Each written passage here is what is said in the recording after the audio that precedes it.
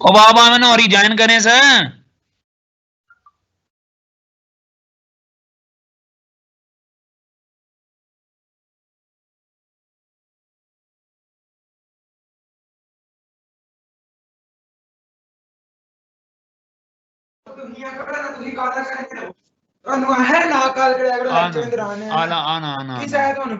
चल आन होना इधर आना ऐसे सेट कर पहुंचना नहीं है करे करो फिर सारा कुछ नहीं करना पैना था। राम ना कर ना खाओ।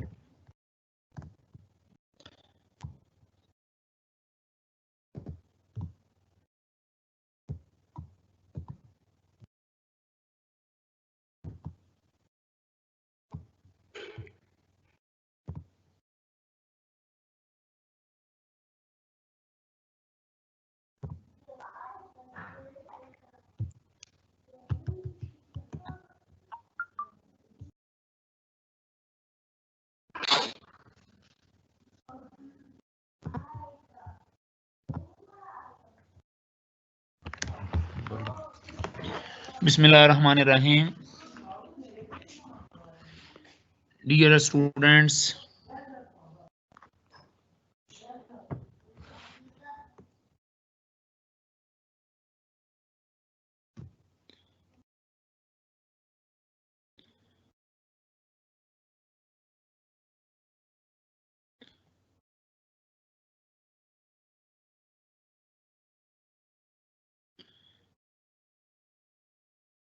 बिस्मिल्लाहिर्रहमानिर्रहीम। रब्बिश्रह ली सदरी व यस्सिर ली अमरी वाहलुल उक़दतम मिन लिसानी यफ़क़हू क़ौली।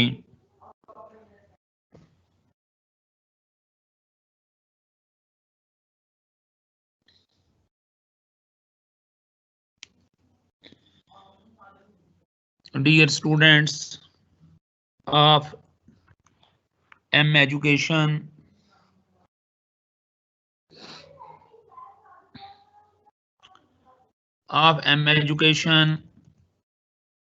सेमेस्टर 1,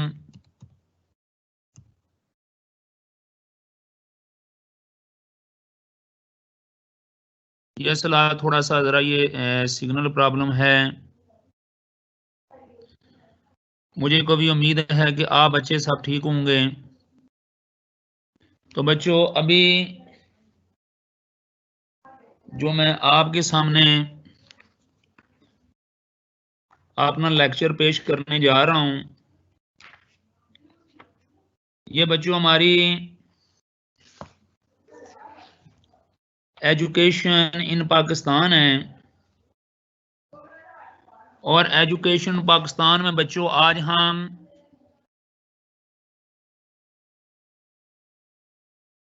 एजुकेशन इन पाकिस्तान में बच्चों हम आज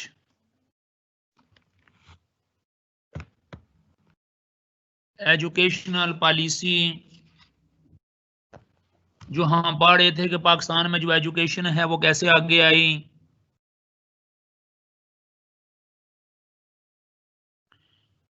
लिहाजा आज का बच्चों जो टॉपिक है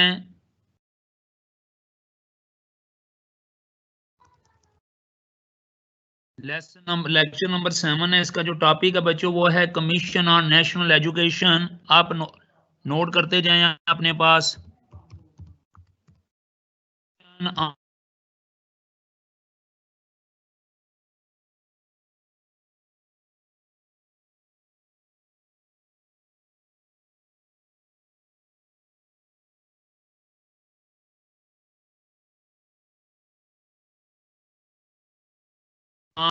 जी हेलो। तो ये जो एजुकेशन कमीशन ऑन नेशनल जो एजुकेशन है, ये बच्चों पाकिस्तान की तारीख में एक बहुत बड़ा अपलिफ्ट था। पाकिस्तान की तारीख में ये एजुकेशन के हवाले से ये एक बहुत बड़ा काम था।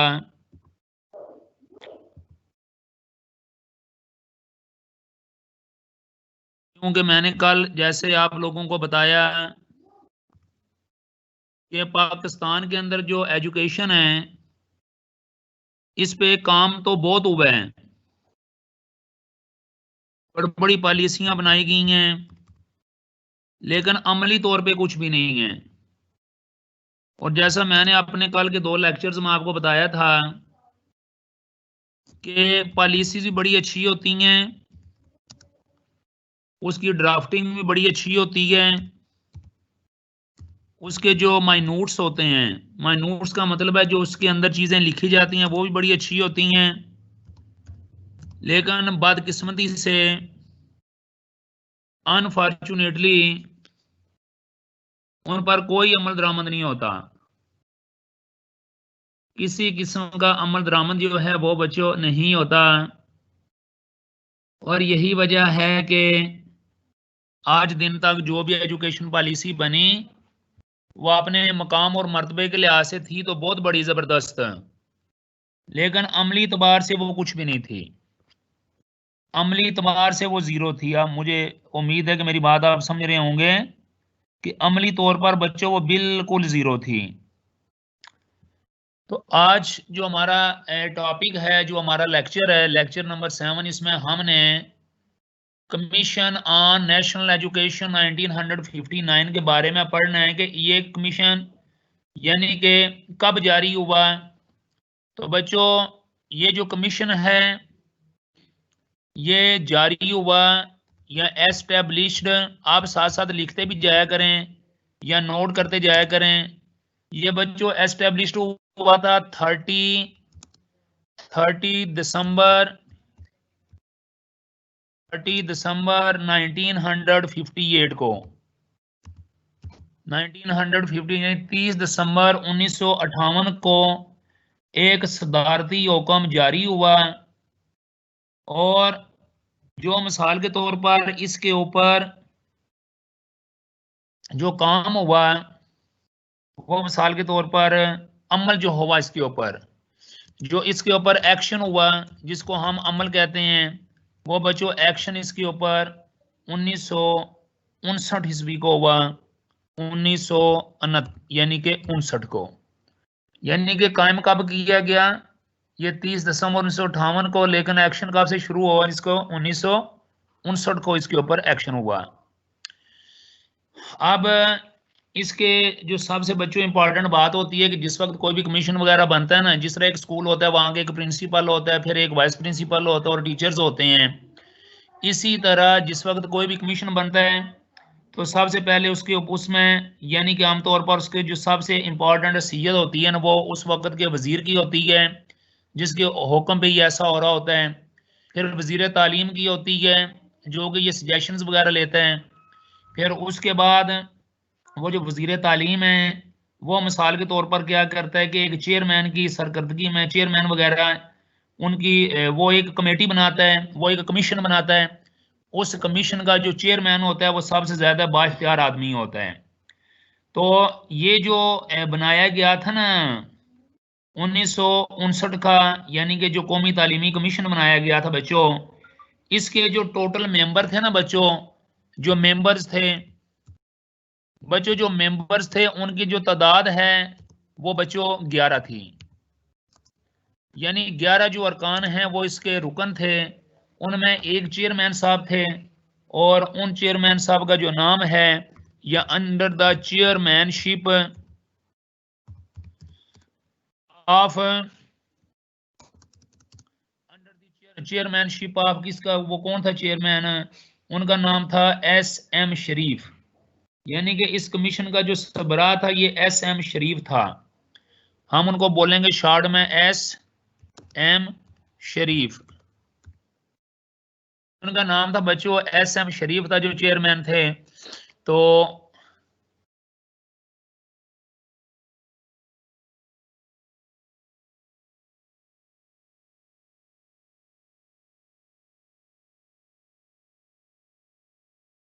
एस.एम. शरीफ और जो बाकी रुकन हैं वो भी चले मैं आपके सामने थोड़े बहुत मैं नाम ले लेता हूं।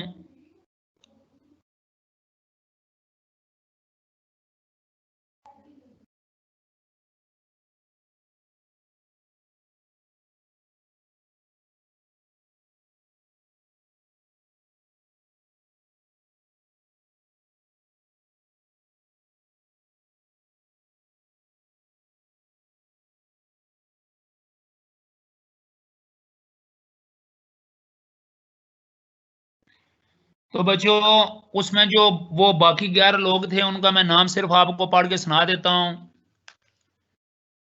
उसमें बच्चों जो SM शरीफ साहब थे बच्चों, ये सेक्रेटरी तालीमात थे और ये चेयरमैन थे यानी कि कौमी तालीमी कमीशन के। फिर एक रजीउद्दीन सिद्दीकी साहब थे जो कि एटमी तवानाई कमीशन से लिए गए थे, ये रुकन थे। एक और रुकन जो थे उनका नाम था बच्चों कर्नल MK अफरीदी, ये असल में वाइस चांसलर थे पेशावर यूनिवर्सिटी के, वो भी इस कमीशन में शामिल थे।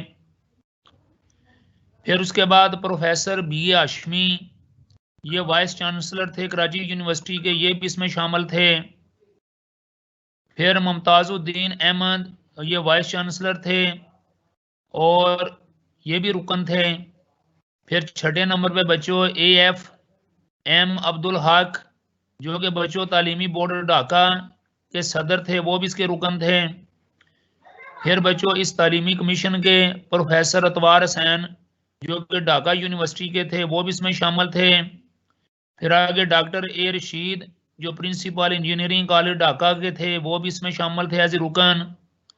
फिर डॉक्टर RM इविंग, ये भी यानी कि इसके रुकन थे। और colonel Mohammad Khan, director army education, ये भी इसमें शामिल थे रुकन के तौर पे। और बच्चों ब्रिगेडियर S हामद शाह, जो कि डायरेक्टर ऑर्गेनाइजेशन GHQ थे, वो भी इसके में रुकन के सीए से शामिल थे। अब बच्चों ये जो 11 अफराद थे इनके यानी कि इसमें 10 रुकन थे और एक चेयरमैन थे, और जो चेयरमैन थे उनका नाम था SM शरीफ। और बच्चों बड़ी ये जबरदस्त बात है,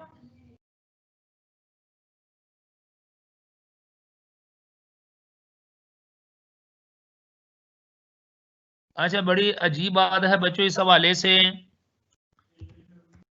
कि बच्चों ये बड़ी इंपॉर्टेंट बात है कि चूंकि इस कमीशन के जो सरबराह थे ना बच्चों, वो SM शरीफ थे, इसलिए जो तालीमी हलके हैं उसमें इस कमीशन को शरीफी कमीशन का नाम दिया गया।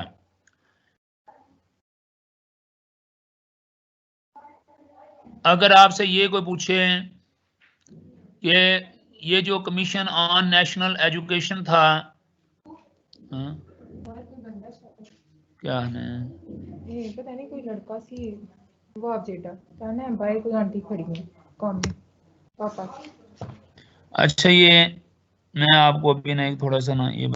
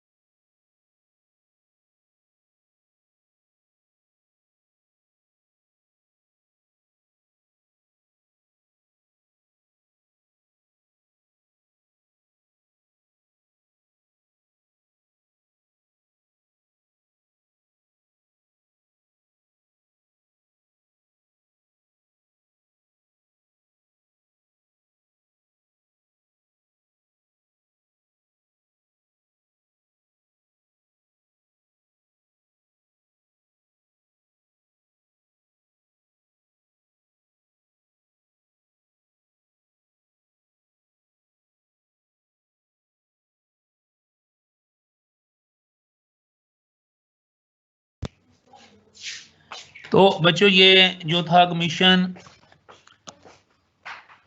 इसको शरीफ कमीशन के नाम से भी जाना जाता है। और ये मिसाल के तौर पर जो कमीशन है इसमें 11 लोग थे। 15 जनवरी 1959 को इस पर एक्शन हुआ और इसको जो जिसे कहते हैं ना यानी प्रेसिडेंशियल यानी कि हुक्म जो होता है, सदर ने 1958 को इसका हुक्म दिया था 30 दिसंबर 1958 को। अब ये जो कमीशन बना था, सोचना ये है कि इस कमीशन ने क्या काम किया। तो बच्चों इस कमीशन ने सबसे बड़ा ये काम किया कि एजुकेशन के मैदान के अंदर एजुकेशन के मैदान के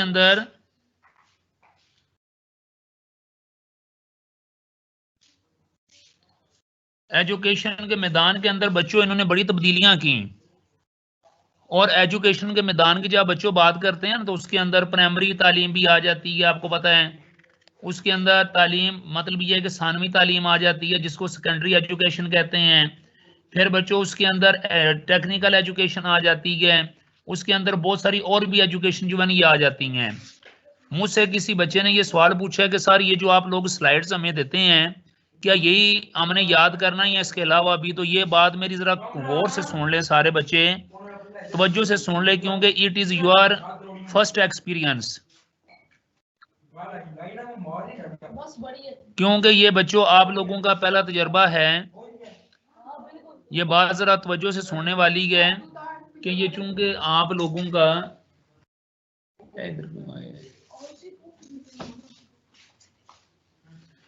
जो आप लोगों का यानी कि जो इम्पोर्टेंट जो चीज़ आपके सामने मैं इससे पहले भी शेयर कर रहा हूँ और अभी भी आपको मैं बता रहा हूँ, वो यही है कि इसमें जो बड़े एरियाज हैं, एरियाज जो कि डिस्कस किए गए थे, एरियाज टू बी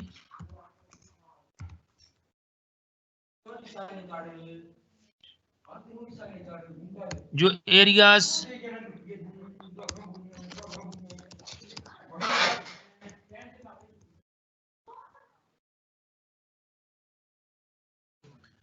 जो बच्चों एरियाज जो हमने डिस्कस करने हैं इसके अंदर, वो जरा मैं आपके सामने अभी शेयर करने जा रहा हूं।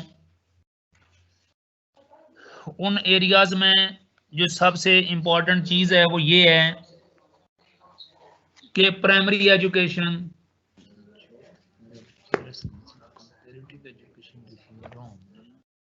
जो सबसे पहला एरिया है वो है प्राइमरी एजुकेशन।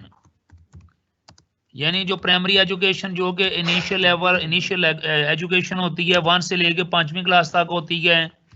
फिर उसके बाद बच्चों आगे आता है मिडल एजुकेशन।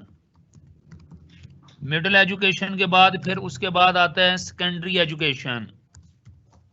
जो बच्चों सेकेंडरी एजुकेशन होती है उसके बाद आगे आता है हायर सेकेंडरी एजुकेशन। आपको पता होगा जो हायर सेकेंडरी एजुकेशन होती है वो मैट्रिक के बाद की होती है। फिर उसके बाद बच्चों ग्रेजुएट लेवल एजुकेशन होती है। जो ग्रेजुएट लेवल होता है वो मिसाल के तौर पर बीए जिसको दूसरे लफ्जों में कहते हैं। फिर यूनिवर्सिटी लेवल एजुकेशन होती है। जो यूनिवर्सिटी लेवल एजुकेशन होती है वो आपको पता ही है कि बड़े लेवल पे होती है।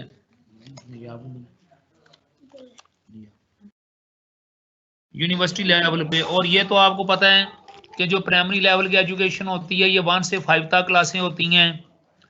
जो मिडिल एजुकेशन होती है ये 6, 7, 8 क्लासें आती हैं इसमें। और जो सेकेंडरी एजुकेशन होती है इसमें 9, 10 की क्लासें आती हैं।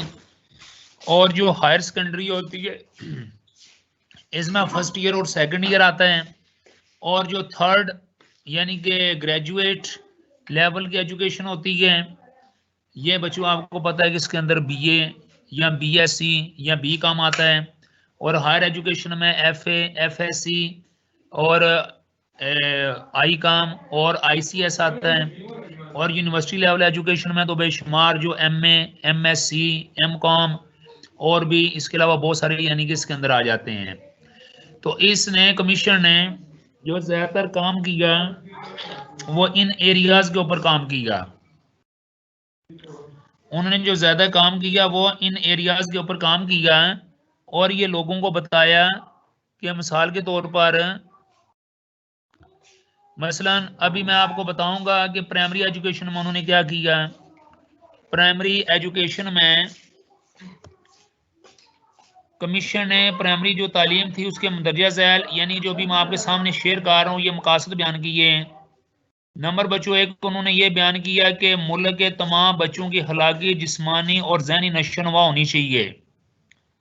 मुल्क के तमाम यानी क्या होना चाहिए, बच्चों की अखलाकी जिस्मानी और ज़हनी नशोनुमा होनी चाहिए। यानी कि जो बच्चे हैं वो अखलाकी तौर पे, जिस्मानी तौर पे और ज़हनी तौर पे वो जो बच्चे हैं वो बहुत आगे होने चाहिए, वो बहुत बेहतर होने चाहिए। बच्चा कोई भी है उसके लिए हमें एक या दो या तीन यानी ग्रोथ की ज़रूरत नहीं होती डेवलपमेंट की, बल्कि हमने उसकी अखलाकी तरबियत भी करनी होती है, जिस्मानी तरबियत भी, जिस्मानी जो नशोनुमा है, ग्रोथ है वो भी ज़रूरी है और ज़हनी जो नशोनुमा है वो भी ज़रूरी है। अखलाकी जो तरबियत है ये बच्चा अपने वालिदैन से भी सीखता है और स्कूल से भी सीखता है और हमारा जो मजहबी लिटरेचर है वो भी उसे अखलाकी तरबियत देता है। जो नमाज है, जो कुरान पाक है, जो अखलाकी, ये सारे अखलाकियात के मुहर्रकात हैं जिनसे बच्चे के अंदर अखलाकी यानी कि नशोनुमा होती है, बेहतरी होती है। बच्चा चोरी नहीं करता, बच्चा झूठ नहीं बोलता, बच्चा गड़बड़ नहीं करता, बच्चा धोखा नहीं देता, बच्चा कोई चीज़ छुपाता नहीं है। तो ये उसकी एक तरबियत होती है। इस तरह बच्चा हमेशा सच बोलता है, बच्चा झूठ नहीं बोलता है, बच्चा यानी कि मिसाल के तौर पर अपना काम वक्त पे करता है, बच्चा अपना पढ़ाई से दिलचस्पी लेता है। तो ये सारी की सारी उसकी अखलाकी नशोनुमा होती है। जिस्मानी होती है कि जो उसके खाने पीने से पूरी होती है, बच्चों को बर वक्त खाना देना, उनकी खुराक का ख्याल रखना, कहीं वो बीमार हो जाए तो उनके लिए दवाई का बंदोबस्त करना, ये सारी चीज़ें जिस्मानी नशोनुमा से बिलोंग रखती हैं, करती हैं। उसके अलावा ज़हनी नशोनुमा है, बच्चा जूं जूं बड़ी उम्र में जाता है उसकी जिस तरह जिस्म बाड़ा होता है इस तरह उनकी दिमाग की जो कैपेबिलिटी है वो भी बाड़ी होती है, उनकी दिमाग की सलीयत भी बाड़ी होती है, उनका दिमाग बड़ा हो रहा होता है। तो लिहाजा उनके लिए मिसाल के तौर पर और जो तालीम होती है, जैसे बच्चा सबक याद करता है उसके दिमाग बढ़ता है, सबक को वो जाना सीखता है, एक नई चीज़ सीखता है, एक नया कंसेप्ट सीखता है, वो थिंकिंग करता है, वो गौर फिक्र करता है, तो उसके जो सोचने की सलीयत है, ज़हनी जो उसकी नशोनुमा है वो बच्चों ज़्यादा बेहतर होती है। तो लिहाजा ये बात आपके जहन में रहे कि यानी कि जो प्राइमरी एजुकेशन है, प्राइमरी एजुकेशन के अंदर जो मकासद रखे गए उस वक़्त उनमें एक ये भी था कि मतलब जो बच्चे हैं उनकी जो नशोनुमा है वो उनका सबसे बड़ा, और ये भी कहा जाता है, और बच्चों ये भी कहा जाता है कि जो छोटी उम्र की नशोनुमा होती है ये सारी उम्र बच्चों पर असरअंदाज होती है। पहले मैंने किस अखलाकी तरबियत का जिक्र किया, मॉरल जो एजुकेशन है वो बच्चों को सिखानी होती है, अखलाकी या मॉरल डेवलपमेंट कह लें। मॉरल डेवलपमेंट के बाद दूसरा बच्चों आ जाएगा फिजिकल डेवलपमेंट कह लें, जिस्मानी को ना बच्चों फिजिकल कहते हैं, फिजिकल डेवलपमेंट कह लें। और जो बच्चों तीसरा है वो यानी कि होता है ज़हनी, जिसको मेंटल डेवलपमेंट कहते हैं। तो ये बच्चों जितने डेवलपमेंट्स हैं ये बेसिकली बचपन से शुरू हो जाती हैं। जिस वक्त बच्चा पैदा होता है उसके बाद से इनके अंदर यानी कि तगय्यर, इनके अंदर वेरिएशन, इनके अंदर मिसाल के तौर पर यानी कि एक किस्म की वो समझ लें कि तब्दीली, बेहतरी, पुख्तगी, मैच्योरिटी, ये चीज़ें आना शुरू हो जाती हैं। तो इसमें कितनी चीज़ें मैंने बताई हैं आपको, ये आपके सामने हैं। दीज आर द 3 थिंग्स जिनके बारे में प्राइमरी लेवल पे सोचा गया कि इन बच्चों की इस तरह। फिर दूसरे नंबर पे जो सोचा गया वो ये था कि बच्चों के अंदर to create a sense of curiosity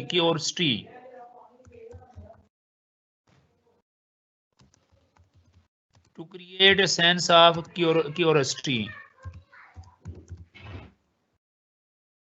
curiosity का सेंस है ये बच्चों के अंदर, क्यूरियोसिटी होता है बच्चों यानी तजस्सुस पैदा करना, यानी कि बच्चे जो हैं ये देखें या सोचें ये चीज़ क्यों है, ऐसा क्यों है, ये अगर मामला है तो ये क्यों है, इस मामले को ऐसे होना चाहिए वैसे होना चाहिए, तो ये सारी की सारी चीज़ें इसके अंदर आ जाती हैं।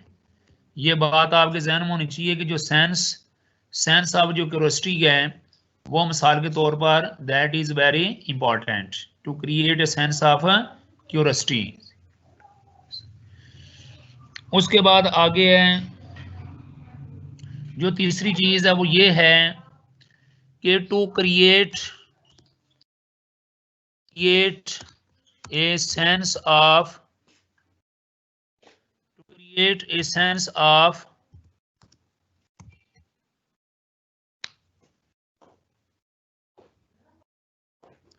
to create a sense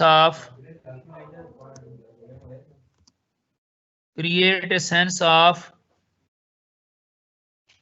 duties and rights।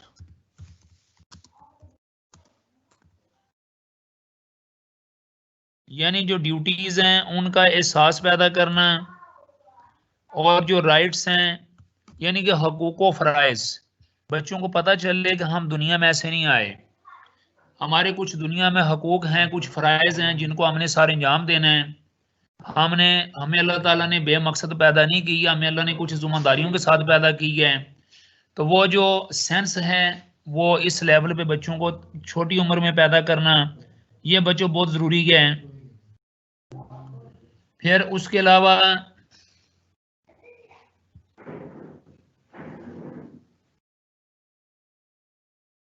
अगर हम इसको प्राइमरी, मिडल एंड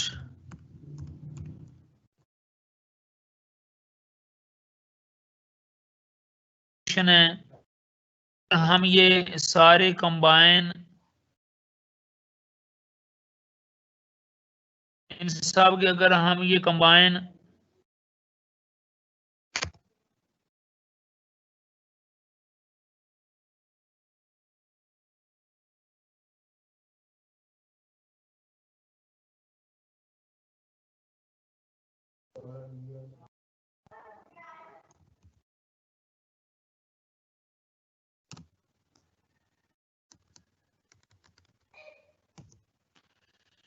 ये primary, middle and secondary level जो एजुकेशन है उसके हवाले से ये तजावीज़ थी कि बच्चों की अखलाकी तरबियत करना, बच्चों की जिस्मानी तरबियत करना, बच्चों की ज़हनी नशोनुमा तरबियत करना, to create a sense of curiosity, बच्चों के अंदर एक तजस्सुस का मादा पैदा करना, to create a sense of duties and rights, बच्चों के अंदर जो हकूक़ व फ़राइज़ हैं वो, तो ये सारी चीज़ें किसके अंदर डिस्कस हो रही हैं, ये जो कौमी तालीमी कमीशन है बच्चों इसके अंदर डिस्कस हो रही हैं। फिर उसके अलावा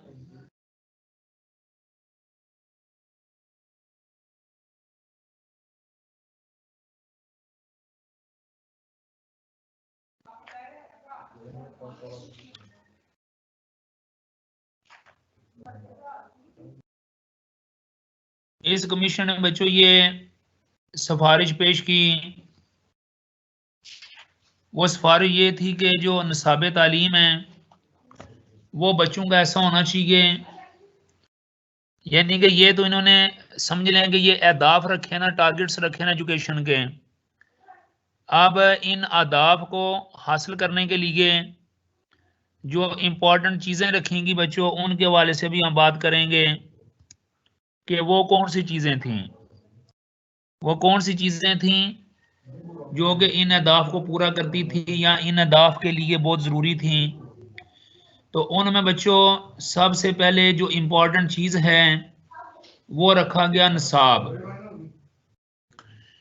यानी निसाब सिलेबस जिसे कहते हैं, वो जो निसाब था, वो जो सिलेबस था, वो जो सिलेबस है बच्चों उसमें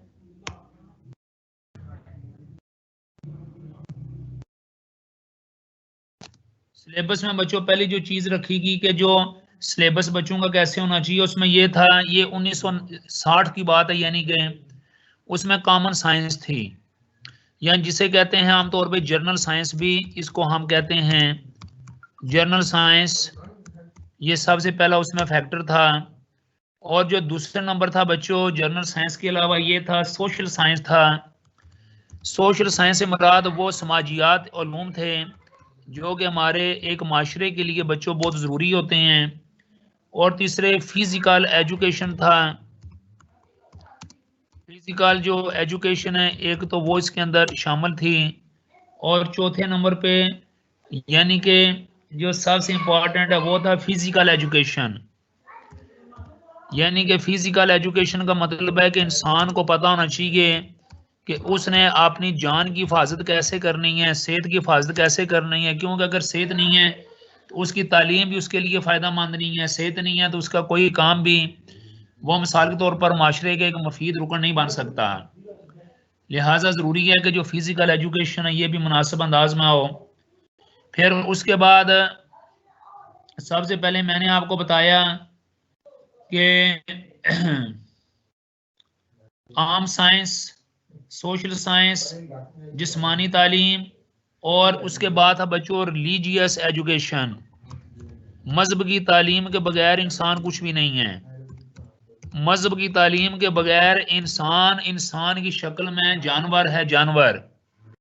अल्लाह ताला फरमाते हैं कि नशर दवाब इंदल्लाह है सुमन बुकमन फामला या समून। अल्लाह के नज़दीक बदतरीन किस्म के वो जानवर हैं जो ना तो दीन की बातें सुनते हैं और ना दीन की बातों पर अमल करते हैं, लिहाजा वो इंतहाई मबगूज़ तरीन है, जानवर तरीन है।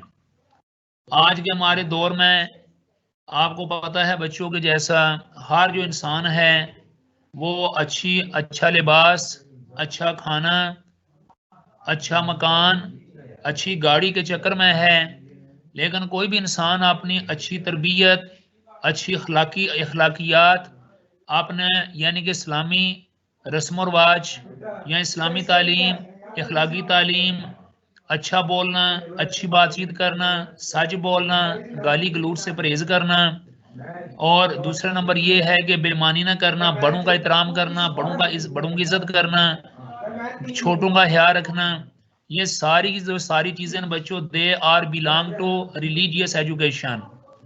तो जिस इंसान के अंदर मजहबी तालीम या मजहबी ये चीज़ें नहीं हैं, वो समझ लें कि मौजूदा दौर में इंसानी शक्ल का एक जानवर है जिसको अल्लाह ने 2 हाथ और 2 पाँव दे दिए हैं, लेकिन उसका अक्ल नहीं है, उसका शौर नहीं है। लिहाजा अल्लाह के नबी दुनिया में आए 1,24,000 इसीलिए नबी आए थे कि वो जानवरों को इंसान बनाना चाहते थे। जानवर कौन से थे? 2 टांगों और 2 बाजू वाले ये जानवर ही थे। जब इनके पास इल्म आया तो ये इंसान बन गए, जब इनके पास इंसानियत आई तो ये इंसान बन गए। याद रखें कि इंसान की 2 हैसियतें हैं, एक आदमी और एक इंसान। आदमी मादा होता है, मादे का यानी कि material of something is called man. हर इन जो पैदा होने वाला बच्चा होता है वो आदमी होता है, क्योंकि वो गोश्त का, खून का, हड्डियों का ढांचा होता है। तो वो इंसान का सफ़र, इंसान क्या होता है? इंसान उस वक्त बनता है जब उसकी अखलाकी तरबियत होती है।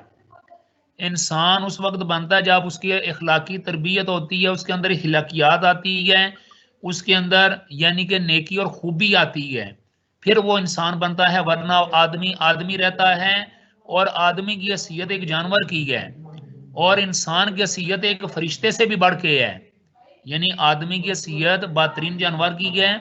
अगर वो इंसान, क्योंकि अल्लाह ने फरमाया कि जो लोग दुनिया में अनपढ़ हैं क़यामत के दिन वो अंधे उठाए जाएंगे। जो लोग अनपढ़ हैं वो क्या, अनपढ़ से मुराद है कि जो इखलाकी इल्म नहीं रखते, दीन का इल्म नहीं रखते, जितना इल्म इस्लाम का ज़रूरी है ज़िंदगी गुजारने के लिए वो नहीं रखते, वो लोग जानवर हैं। तो मिसाल के तौर पर वो दुनिया में भी अंधे हैं, लिहाजा वो क़यामत के दिन भी अंधे उठाए जाएंगे। तो लिहाजा ज़रूरत इस चीज़ की है कि इंसान जो है अपनी अखलाकी तरबियत करे। तो लिहाजा बच्चों इस तालीमी कमीशन के अंदर यानी कि 5 बड़ी चीज़ें रखी गई थी सिलेबस के हवाले से, कि एक तो जनरल साइंस थी कि जो बच्चे हैं वो जनरल साइंस का इल्म हासिल करें। दूसरा ये था कि सोशल साइंस थी कि बच्चों ने माशरे के अंदर रहना है, समाज के अंदर रहना है, लिहाजा समाजी उलूम, समाज में रहना कैसे है, दूसरे के हकूक़ का कैसे ख्याल रखना है, अपने हकूक़ का कैसे ख्याल रखना है, दूसरों की जिम्मेदारियों का एहसास कैसे करना है, अपनी जिम्मेदारी का एहसास कैसे करना है, ये सारी चीज़ें सोशल साइंस के अंदर आती हैं। फिर तीसरा था फिजिकल एजुकेशन। फिजिकल एजुकेशन इसलिए ज़रूरी है कि जो पढ़ा लिखा आदमी है, जो समझदार है, जिसको अल्लाह ने इल्म दिया है, वो उसकी रोशनी में अपने आप को पाक साफ रखता है, अपने आप को वो गंदा नहीं करता, अपने आप को वो मिसाल के तौर पर हर किस्म की, जो आप समझ लें कि हर किस्म की जो बुराइयां हैं उनसे अपने आप को वो महफूज रखता है, वो अपने आप को बेहतर रखता है, अपने आप को वो ऐसा काम नहीं करता जिससे उसके दिमाग पे असर पड़े, उसके जिस्म पे असर पड़े, उसकी सही तरबियत ना हो सके और वो बीमार हो जाए। और अगर जैसे बीमार हो, बाज़ लोग ऐसे होते हैं कि वो मिसाल के तौर पर बीमार हो जाए तो वो दवाई नहीं लेते हैं, मेडिसिन तक नहीं लेते, वो मेडिसिन तक नहीं लेते। क्यों नहीं लेते? इसलिए वो कहते हैं जी कि वो पैसे बचाने के चक्कर में होते हैं, लेकिन ये नहीं सोचते कि हमारी जो सेहत है ये सबसे ज़्यादा ज़रूरी है, हमारी जो सेहत है ये सबसे ज़्यादा इम्पोर्टेंट है। तो लिहाजा बच्चों, जो फिज़िकल एजुकेशन है ये भी 1969 के तालीमी कमीशन के अंदर ये रखी गई, ताकि जो लोग हैं वो मिसाल के तौर पर अपने आप को सेहतमंद रख सकें, तवाना रख सकें। और वो अगर देखें, एक टीचर है, टीचर अगर सेहतमंद होगा तो सही पढ़ाएगा, बच्चा सेहतमंद होगा तो वो सही पढ़ेगा। अगर दोनों बीमार होंगे या एक बीमार होगा तो तालीम मुकम्मल नहीं हो सकती, सही तरीके से ना तो पढ़ाया जा सकता है और ना सही तरीके से बच्चों सीखा जा सकता है। उसके बाद आगे मैंने लिखा हुआ है लैंग्वेज। बच्चों, इस तालीमी कमीशन के अंदर यानी कि ये बात भी रखी गई थी कि दो किस्म की ज़बानें होंगी, दो किस्म की ज़बानें होंगी, दो किस्म की ज़बानें, एक किस्म की ज़बान नहीं होगी बल्कि दो किस्म की होंगी। एक होंगी मदरली या यानी कि मदरली लैंग्वेज, एक थी मदरली लैंग्वेज और दूसरा था non motherly language. Motherly language और नॉन मदरली लैंग्वेज।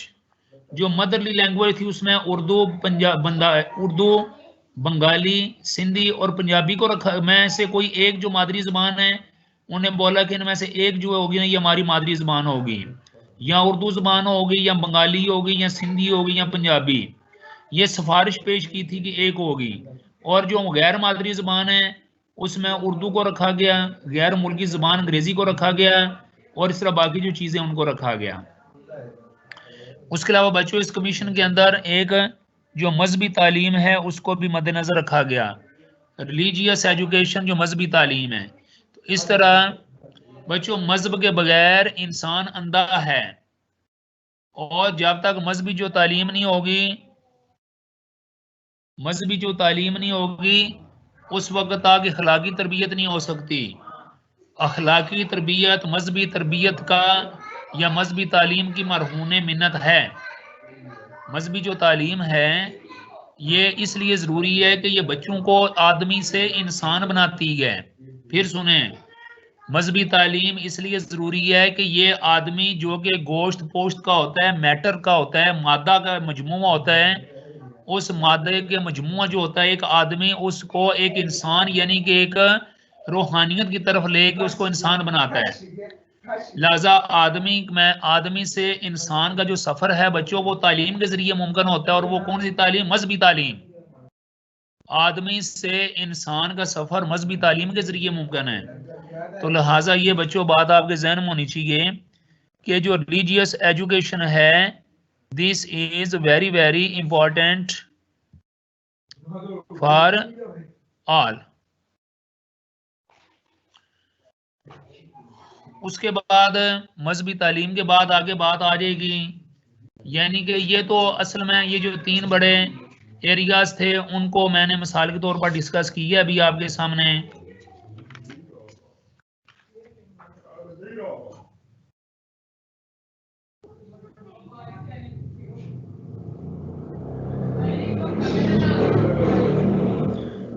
अब उस वक्त एक जो तालीम है उसकी एक दर्जा बंदी की थी। मैंने जैसे बताया कि पहले जो प्राइमरी है इसमें क्लास 1 से लेके क्लास 5 था, यानी कि दर्जा बंदी की गई। और इसमें जो मुद्दत थी, पीरियड था, वो 5 साल रखा गया। यानी कि जो बच्चे हैं 5 साल की उम्र के, यानी कि प्राइमरी लेवल में दाखिल किए जाएंगे। यानी कि उनकी जो उम्र है, यानी कि प्राइमरी की जो टोटल उम्र है ये 5 साल रखी, यानी कि 1 से लेके 5वीं तक 5 साल।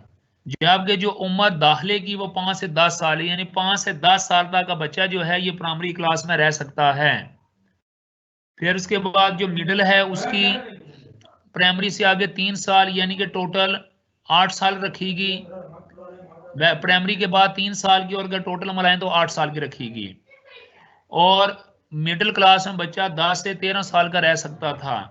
और ये तालीम थी 6वीं से 8वीं तक थी, यानी 6 से 8 तक। जो सानवी तालीम है ये 2 साल की थी, और उसके लिए जो उम्र है ये 13 से 15 साल तक रखी गई, जिसमें 9th एंड 10th क्लासें आती थी। उसके अलावा आला सानवी जिसे हायर सेकेंडरी कहते हैं, उसकी जो मुद्दत है बच्चों ये 2 साल रखी गई, और उसमें जो उम्र है ये 15 से 17 साल उन्होंने फाइनल की। और 11वीं और 12वीं यानी फर्स्ट ईयर और सेकंड ईयर इसके अंदर रखा गया। और एक बात मैं और आपको बताऊं कि जो लाजमी मज़ामीन ओवरऑल सारी क्लासों के यानी रखे गए सेकेंडरी लेवल तक, सानवी जो क्लास है उसमें बंगाली या उर्दू ज़बान एक दोनों में से सीखना होती थी, अंग्रेज़ी ज़बान सीखना होती, अंग्रेज़ी थी उसमें रियाजी था, उसमें माशरती उलूम था, जिसको सोशल एजुकेशन भी कहते, साइंस भी कहते हैं, सोशल साइंस यानी जनरल साइंस भी थी, और इस्लामियात भी थी। तो ये बच्चों जितनी भी चीज़ें हैं ये उस निसाब का एक हिस्सा थी। उसके अलावा बच्चों तालीम साजा के लिए भी इस कमीशन के अंदर बड़ी गुंजाइश रखी गई। और ये यहाँ तक के जो जरिए मतलब ये है कि जो असातिज़ा कराम हैं उनके बारे में ये था कि वो तरबियत हासिल करें, ट्रेनिंग हासिल करें, फिर उसके बाद जाके वो क्लासेस के अंदर बच्चों को पढ़ाएं। तो लिहाजा ये जो सारी चीज़ें हैं ये भी मिसाल के तौर पर शामिल की गई।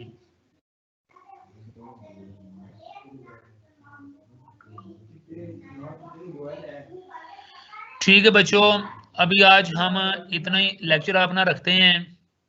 अभी 12:30 बजे जो आपका लेक्चर है फाउंडेशन ऑफ एजुकेशन वो शुरू हो जाएगा, तो ठीक 5 मिनट के बाद वो भी आपका लेक्चर शुरू हो जाएगा। Thank you very much for listening. Education of Pakistan का लेक्चर मुकम्मल हुआ, अभी फाउंडेशन ऑफ एजुकेशन का लेक्चर मुकम्मल होगा। अल्लाह हाफिज़।